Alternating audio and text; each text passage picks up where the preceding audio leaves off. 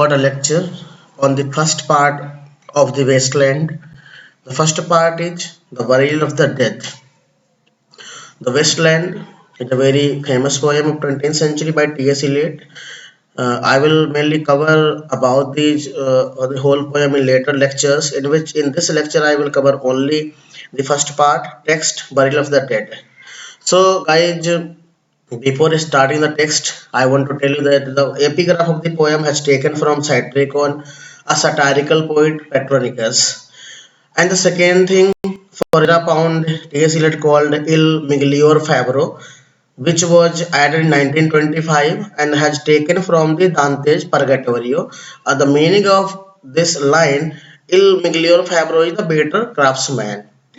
इजरा Pound ने इस poem को एडिट किया था, बहुत सारी चीजें लाइन सेक्शन इस पोएम से रिमूव किए और इस पोएम को ऐसे किया जैसे टी.एस. एलियट को भी पसंद आया, इसलिए उन्होंने इसको बेटर क्राफ्ट्समैन बोला था इजरा पाउंड के लिए, जो कि उनके फेलो पोइट थे।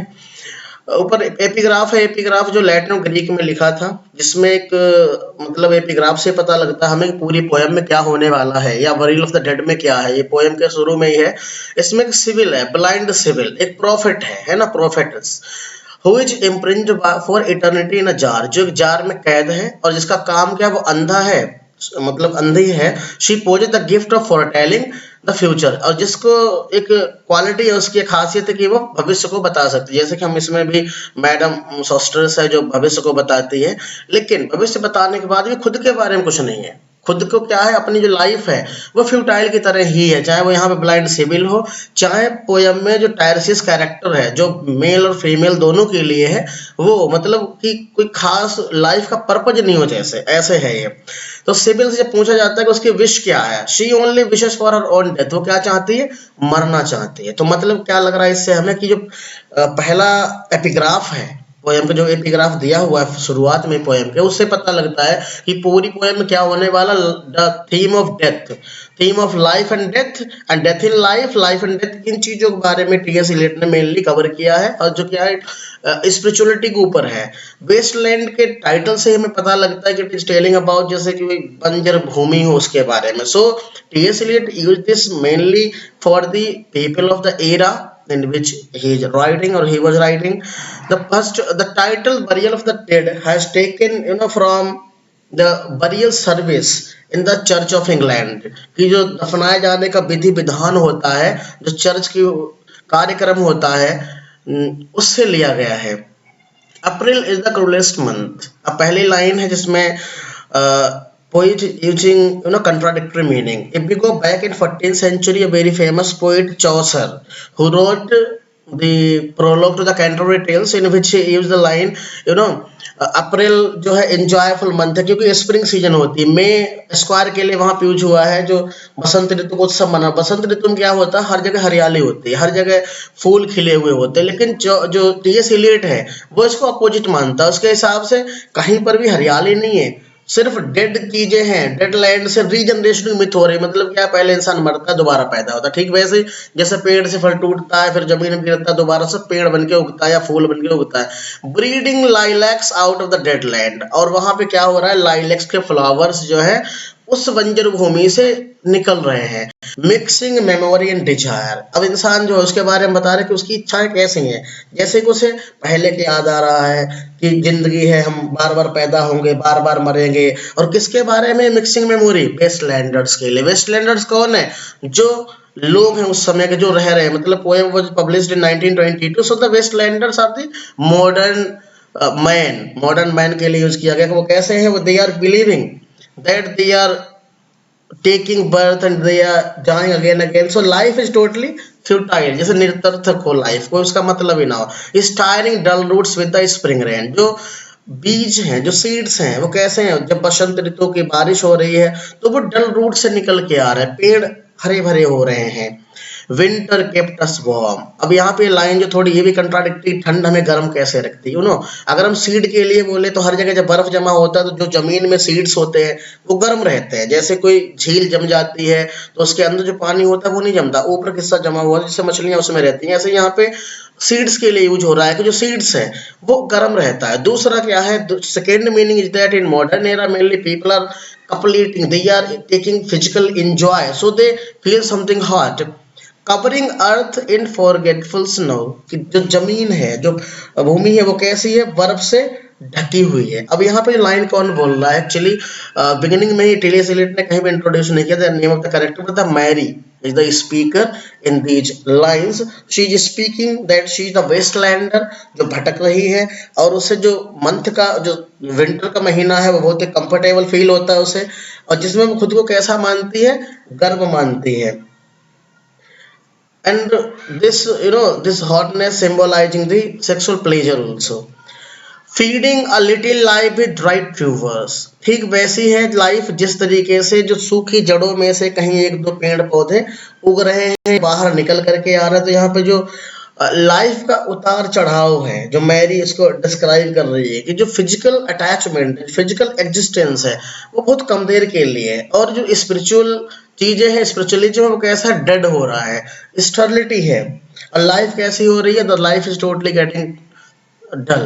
Summer surprised us, summer surprises, कि जब उसके बाद क्या ठंड, फिर ठंड के बाद क्या गर्मी आती है, बारिश आती है। सो जो बारिश है वो तरीके से रीजनरेशन की थीम को फिर से पैदा होना, regeneration for the spiritualism. Coming over the eastern वर्गीज, ईस्टर्न वर्गीज is is a lake in Germany, and people mainly go to take the enjoy there. They stay for there, they take shelter there when there is raining.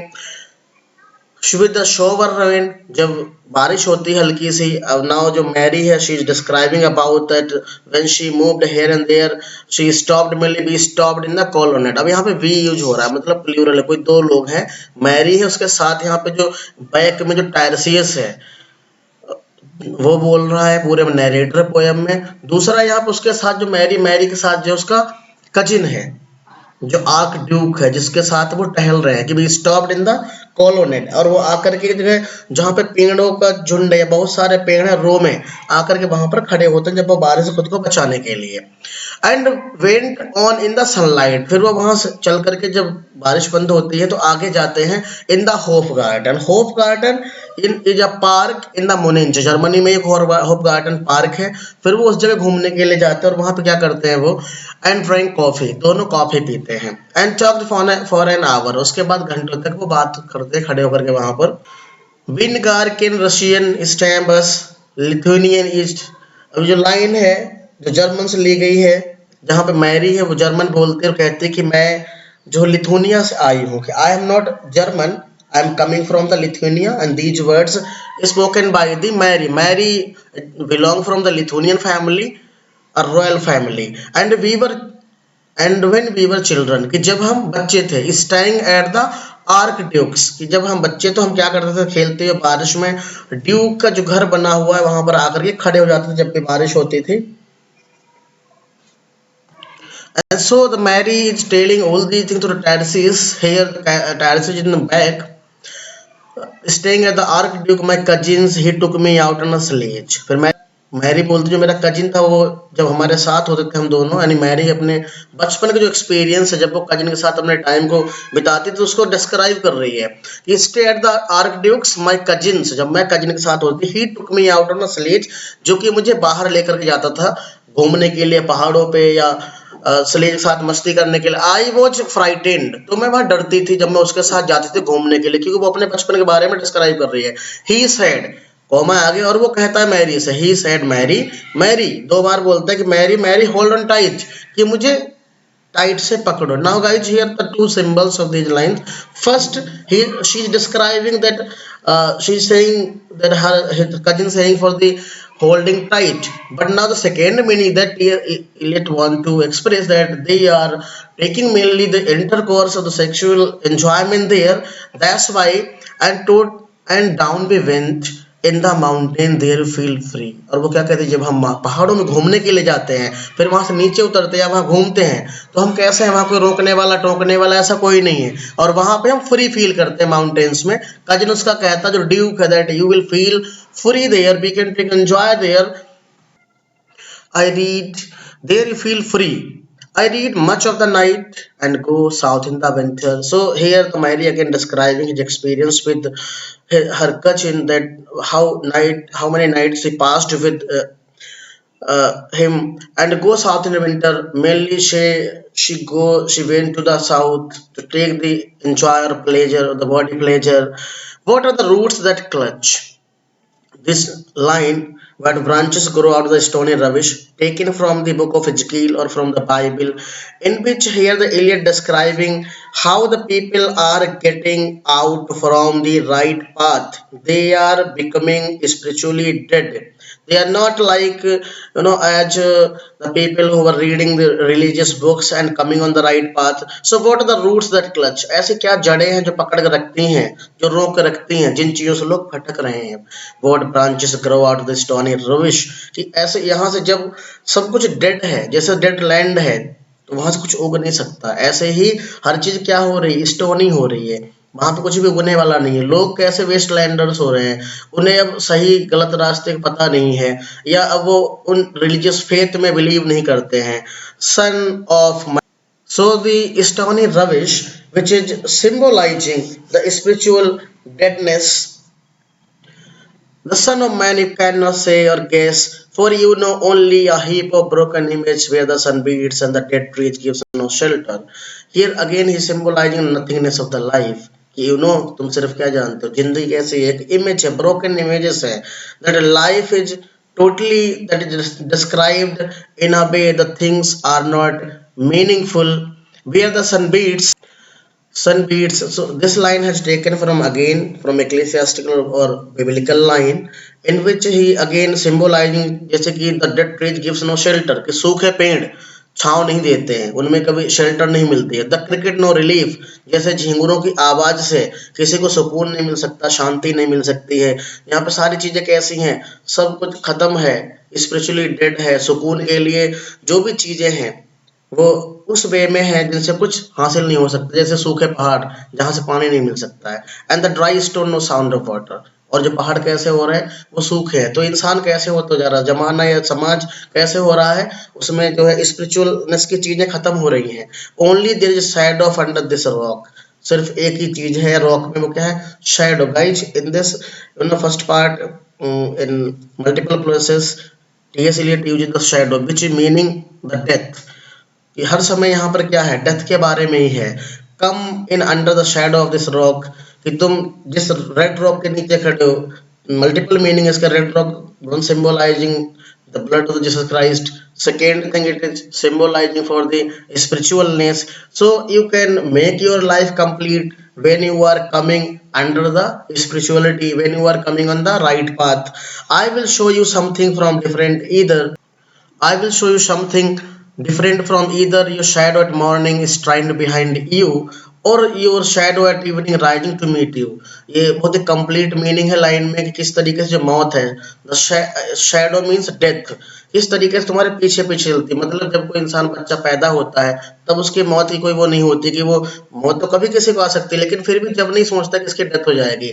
तो जिंदगी जो मौत है वो कैसी है, मॉर्निंग के टाइम, मतलब जो तुम्हारी जवानी है वो तुम्हारे पीछे चलती है, इंतजार कर रही है तुम्हारा, स्ट्राइडिंग बिहाइंड यू, और your shadow evening rising to meet you. लेकिन जब तुम पे बुढ़ापा आ रहा होता है तो मौत तुम्हारे आगे खड़ी है, क्योंकि एक दिन मौत तुमसे तुम्हारा इंतजार कर रही मिलने का, जब वो तुम्हारे पीछे चल रही है, और एक दिन एक समय वो आता जब तुम्हारी मौत आगे खड़ी है और तुम्हें उससे मिलना है। Evening rising to meet you, जब वो तुमसे मिलेगी। The death, I will show you fear in a handful of dust. So आगे कहता है आई विल शो यू, कि मैं तुम्हें दिखाऊंगा जो डर है, जो मौत का डर है, वो किस तरीके से बना हुआ है। Fear in handful of dust, तो जिंदगी इंसान क्या है, मरने के बाद एक मुट्ठी धूल है। इसके अलावा जब भी इंसान अपनी लाइफ में डरता है, तो मौत से डरता, दूसरा उसे नैतिकता की चीजें रहती है, that what he is doing इधर द रॉन्ग और right, which was basically the theme of also the drama of the 14th century. इंसान अगर गलत करेगा तो नरक में जाएगा, सही करेगा तो अच्छा स्वर्ग में जाएगा। Now again allusions, fresh weather wind, line taken from Richard Wagner's opera Tristram and Isolde, जिसका मतलब है यहाँ पे एक सेलर होता है, उनके ड्रामा में जो गाना गा रहा होता है अपनी स्वीट हार्ट के लिए, और वो उसको बार बार बुलाता है, जिसके पीछे नहीं है वो, but he is calling her. The wind blows fresh from the homeland, कि जो हवा है वो ताजी बह रही है। My Irish child where are you lingering, कि जो मेरे आयरिश बच्चे तुम कहाँ हो, हवा बह रही है। Because here he want to showing the frustration of love, because both are separated from each other. You gave me hyacinth first a year ago, again he is encountered with, लड़की बोलती है तुमने 1 साल पहले मुझे hyacinth के flowers दिए थे, and they called me the hyacinth girl, और उसके बाद से मुझे यही नाम दे दिया गया है, लोग मुझे hyacinth गर्ल के नाम से बुलाने लगे। They called me hyacinth girl yet when we came back, कि जब हम दोनों मिलकर के वापस आए, मतलब पहले फ्लावर्स दिए, उससे उसको नाम मिला। Late from the hyacinth garden, उस बगीचे से जहां पर hyacinth के बहुत सारे फ्लावर्स थे, उसके बगीचे से जब हम दोनों बाहर आए। Your arms full and your hair with, तो कैसे थे, बाल गीले हैं, बाहें थकी हुई सी हैं। आई कुडंट स्पीक, जैसे कि कोई इंसान गूंगा हो गया, डम्ब सा हो गया, बोल नहीं सकता हो। एंड माई आईज फेल्ड, और मैं उन चीजों को रिकॉग्नाइज नहीं कर पा रही थी। Means here a kind of guilt, कि पहले था खुशी खुशी किसी चीज कर रहे थे, बाद में उसी चीज को करने के बाद गिल्ट फील कर रहे हैं। As for example here a girl who is describing her experience that he is wet, so she is coming from after taking the intercourse or the sexual enjoyment. I watch neither living nor dead, कैसी life हो रही जैसे पता ही नहीं जिंदा है कि मरे हैं, इस तरीके से वो खुद को फील करते हैं। आई न्यू नथिंग, जैसे मुझे कुछ पता ही ना हो। So now he is totally disturbed, looking into the heart of light, the silence, कुछ भी नजर नहीं आ रहा, because of guilt that what he has done, what she was earlier, but now what she is feeling. Again a line taken from the German Wagner के opera से ही ली गई है, Tristan isolate ओइड अनलीव्स dash Mir, जिसका मतलब है एम्प्टी एंड डेजोलेट द सी, मतलब कि जो समुद्र है, सोचो समुद्र में कभी पानी खत्म नहीं होगा, इतना विशाल है, but still the sea is empty because of the spiritual deadness. And if we go in Tristan and Isolde, the opera, Wagner's opera, in which he referred the Tristram, a lover who is waiting for his beloved and the ship of his beloved, but he is waiting that there is no ship, no one is coming, he is feeling alone there near the sea. Now the Madame Sostris, famous clairvoyant, जो यहाँ पे एक भविष्यवाणी करने वाली एक महिला है, जिसको टी.एस. इलियट ने हक्चले के क्रो में नोवेल से लिया हुआ है। Madame Sostris famous clairvoyant had a bad cold, मतलब कि एक महिला जो दूसरों का भविष्य बताती है, उसे खुद की हेल्थ का भी नहीं सही से पता है, जिसको कोल्ड रहता है, हर समय बीमार रहती है। Nevertheless is known to be a wisest woman in the Europe, जो पूरे यूरोप में सबसे बुद्धिमान महिला जानी जाती है, सबसे वाइजेस्ट वुमन जानी जाती है, with a wicked pack of card, जिसके पास कार्ड्स हैं, जिन कार्ड्स को देख करके वो भविष्य बताती है। Here side she is your card, जहां पर वो कहती है देखो तुम्हारा कार्ड है। द ड्राउन्ड फिनेंशियन सेलर, और जहां पर वो अपने क्लाइंट्स हैं जो उसके उनका भाग्य बता रही है, पहला कार्ड निकालती जो एक फाइनेंशियल सेलर का है, जिसको वो डिस्क्राइब करती है, जो कि एक मतलब डेड है, and he was mainly infertile, the God effigy है, एक बनावट है गॉड की, जिसको फेंक दिया गया था, जिसकी जो आईज हैं 2000 pulse that were his eyes, कि अब आईज जो थी वो कैसी दिख रही, जैसे कि पल्स की तरह हो गई हैं, वो चेंज हो गई। Look here is the belladonna, पहला जो कार्ड है that is for financial seller and who is symbolising mainly the death of the summer and the death of the God of fertility. Here is the belladonna, the lady of the rocks, जो second card है, जिसमें lady belladonna बनी हुई है, जिसको lady of situation या lady of rock भी कहते हैं। And she is a beautiful lady, she called the lady of situation because she has ability to change और the manipulating the sex intrigues, he can change the things very easily. Again she is taking a new card. Here is the man with three steps and here is the wheel. अगला जो card है वो three steps क्या, त्रिशूल, that is symbolizing for the salvation And here also T.S. Eliot used the myth of the Fisher King. The three staves symbolizing threefold way of the salvation, and also in the last part he gave the Tadayavayam. Here the wheel is symbolizing that it is the fortune teller or the seasons or the life that are going on after one another. जिंदगी कैसी है, एक के बाद एक, जैसे मरते रहना, पैदा होते रहना, ये साइकिल है, एक चक्र है जो चलता रहता है. And here is the one eyed merchant. तो पहला कौन सा, फिनेंशियल सेलर. दूसरा कार्ड है Belladonna the lady of the rock और लेडी ऑफ द सिचुएशन. तीसरा कार्ड है थ्री स्टेप्स. थ्री स्टेप्स मतलब तीन रास्ते या त्रिशूल की तरह है, जो सैल्वेशन को, मुक्ति को सिंबलाइज कर रहा है. अगला कार्ड जिसमें व्हील यानी पहिया बना हुआ है, जो कि दिखाता है कि जिंदगी कैसी है, एक पहिए की तरह घूमती रहती, चलती रहती है. डेथ ऑफ रीजनरेशन है, मरते, सॉरी, लाइफ ऑफ रीजनरेशन, मरते रहो, पैदा होते रहो. And here is the one eyed merchant. And this card, जो अगला कार्ड है उस पर एक आंख है, जो मर्चेंट बना हुआ है. सो this stand for the Sumerian merchant, and which symbolizing here is the one eyed stand for the homosexuality. That is, and this card which is a blank, जो next card है, अगला कार्ड वो खाली है, उस पर कुछ नहीं बना हुआ है. Something he carries on his back. And so the blank card and this which is blank is something he carries on his back. जो blank card है वो religious को symbolize कर रहा है कि mysteries of the religions. और जो वेस्टलैंडर्स हैं, जो लोग हैं 20th सेंचुरी के, और फिर not only we can say 20th century, I am using here because it was published, otherwise the modern era totally was called here the wastelanders, the blind who is unable to see the religious truth. And so the Madame Sostis can not recognize, can not generate the meaning that what it is symbolizing.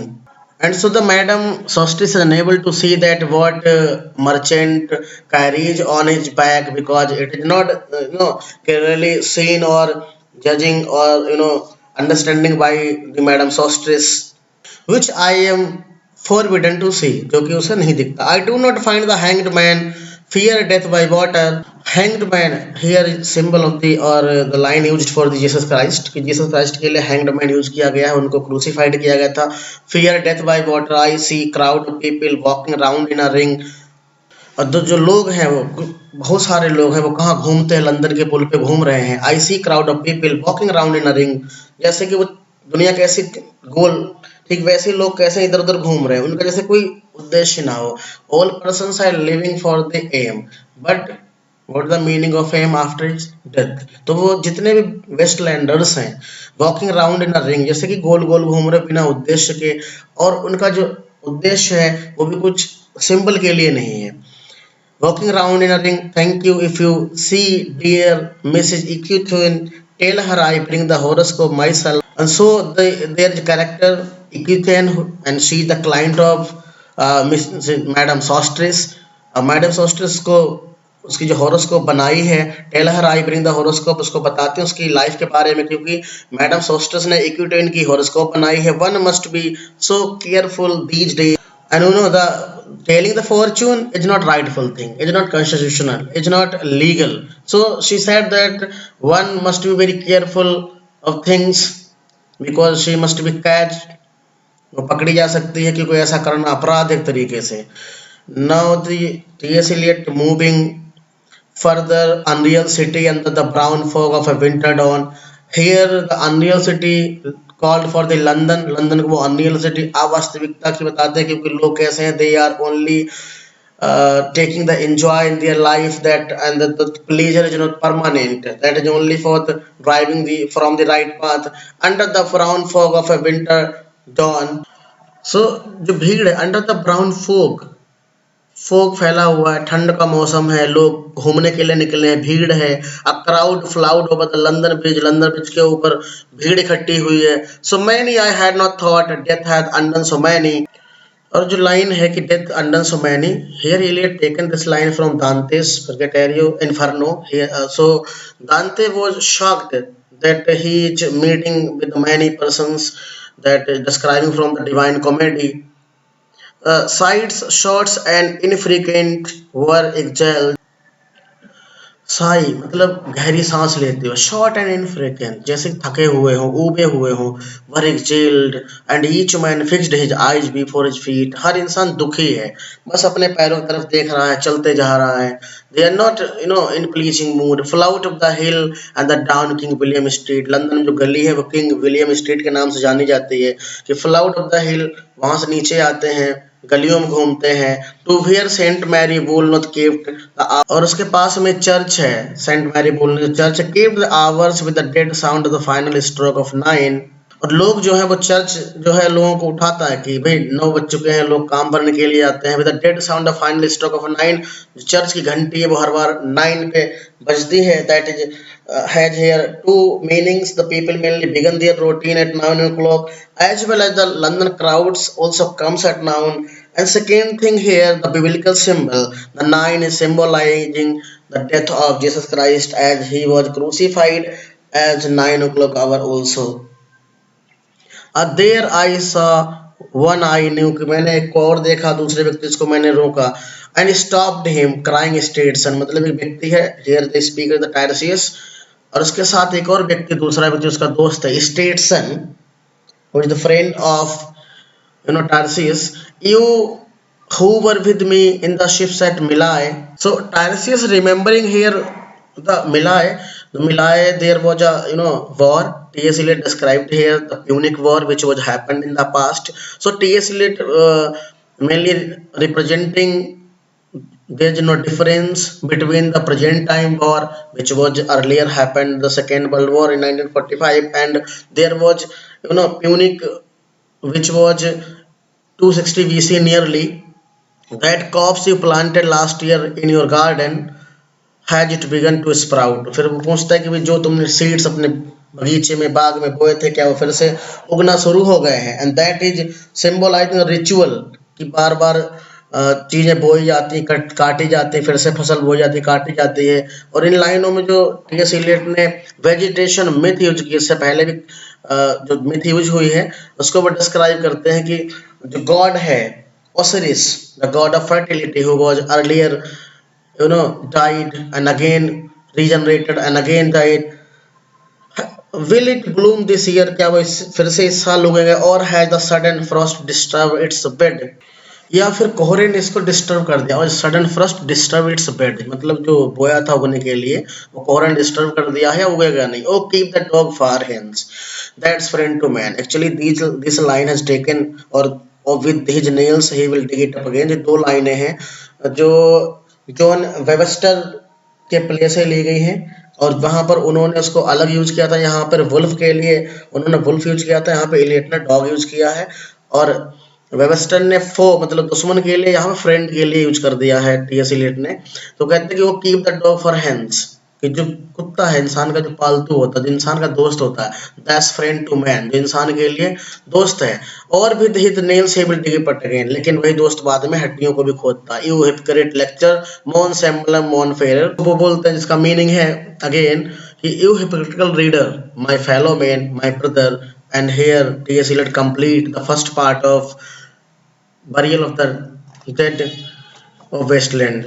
So guys, thank you for watch the video, like and subscribe, and next part I